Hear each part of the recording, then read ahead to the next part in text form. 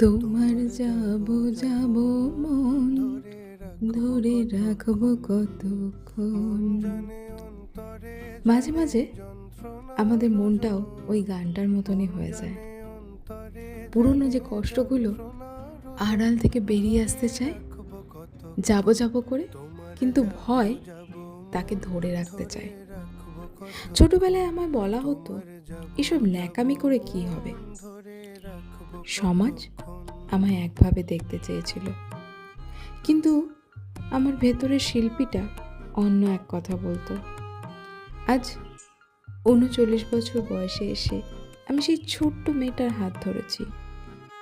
আমি হয়তো খুব দ্রুত কথা বলতে পারি না, হয়তো পৃথিবীর ভিড়ে আমি একটু অগোছালো, কিন্তু এই ধীর গতির মধ্যেই আমি আমার হিলিং খুঁজে পাই।